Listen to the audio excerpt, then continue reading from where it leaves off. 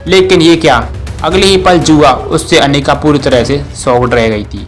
All right sir, आपका 1 करोड़ रुपये का ट्रांजैक्शन पूरी तरह से सक्सेसफुल रहा। ये लीजिए आपका कार्ड।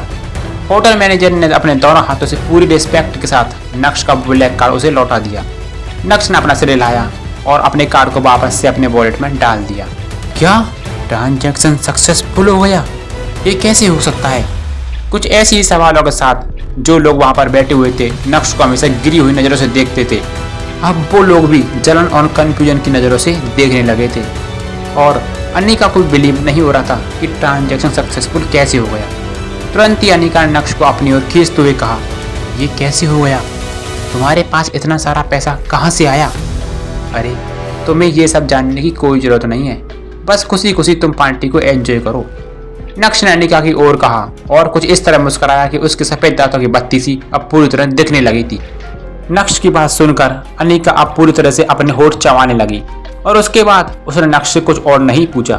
बस थोड़ी देर सोचने के बाद नक्श ने अनिका से कहा, अरे हाँ, मुझे थोड़ा काम है, तो आप लोग तो मम्मी जी के साथ मिलकर घर चले जाओ और मेरा इंतजार करने की कोई भी जरूरत नहीं है। और हाँ, ध्यान से जाना। अनिका ने पहले कार्तिक की ओर देखा जो नक्श के ठीक बाजू खड़ा था। उसके बाद उसने नक्श की ओर देखा और अपना सिर हिलाया और चित्रा सतबा से निकल गए। अब अनिका भी समझ गई थी कि 2 दोस्त कई सालों के बाद मिले हैं, तो इसलिए नक्श और कार्तिक एक दूसरे के साथ बैठना चाहते हैं।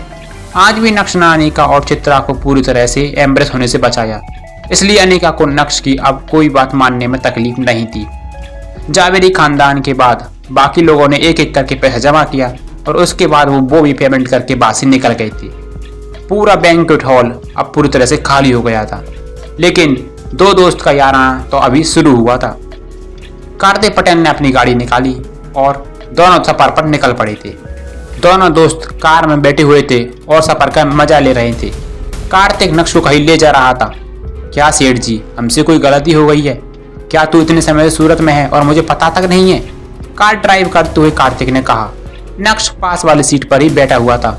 खिड़की से बाहर का व्यू देखते हुए नक्श ने अपना सिर हिलाया और कहा, काफ़ी समय हो गया है, और तू बता तेरा क्या चल रहा है, कैसा है? क्या तू मुंबई छोड़कर सीधा यहाँ चला आया?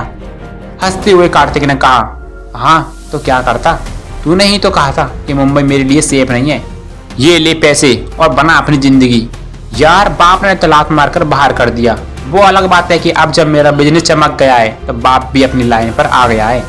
उस समय तो मैंने सोचा कि पता नहीं अब मैं कहाँ जाऊँ, तो एक दोस्त ने कहा कि सूरत आ जा, और सूरत पहुँचकर सोचा कि क्या करूँ, तो दोस्त ने कहा कि जो तेरा बाप करता है वही कर।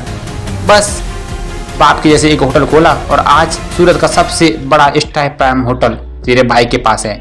कम से कम सेठ जी, मैंने आपको डिसअपॉइंटेड तो नहीं किया। आपके दिए हुए पैसों से मैंने सही इस्तेमाल किया। मिस्टर पटेल, सच कहूँ यार, तेरी सक्सेस को देखकर मैं बहुत खुश हूँ और मैंने एक्सपेक्ट नहीं किया था कि होटल प्राइम स्टार तेरा होगा। अमेजिंग यार, आज तुझे इस मुकाम पर देखकर मुझे बहुत अच्छा लग रहा है। साथ ही साथ मैं इस बात से भी खुश हूँ कि पास्ट में मैंने तुझ पर भरोसा किया और तूने मेरे भरोसे को पूरी तरह से तोड़ा नहीं। और कितनी बार बोलूँ कि तू मुझे सेठ मत बोल, नक्श बोल नक्श। वैसे तेरी जिंदगी में तेरे दोस्तों ने ही तुझे संभाला है, पहले मैं और फिर तेरा वो सूरत वाला दोस्त। कार्तिक ने भी सिर हिलाते हुए कहा, हाँ यार, मेरी जिंदगी को संभालने वाले और मेरी जिंदगी बनाने वाले तुम ही 2-4 लोग हो, और जिसने भी मेरे लिए किया मैं उसे भूलने वालों में से नहीं हूँ। और तू भी मुझे मिस्टर पटेल मत बोल। क्या है ये? क्योंकि कार्तिक ड्राइव कर रहा था इसलिए उसका पूरा ध्यान रोड पर था, लेकिन उसकी आंखों में नक्श के प्रति चमक दिखाई दे रही थी। अच्छा बाबा ठीक है, लेकिन ये बता तू मुझे लेकर कहाँ जा रहा है?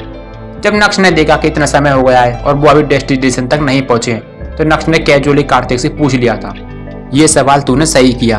क्या तुझे हिमानी अभी भी याद है, जो 2 साल पहले अचानक से मुझे पता चला कि वो भी मुंबई छोड़कर यहाँ पर तुझे ढूंढ रही है? आगे की पूरी कहानी जानने के लिए सुनते रहिए पीके एडिटर की स्टोरी इंस्टा एम्पायर।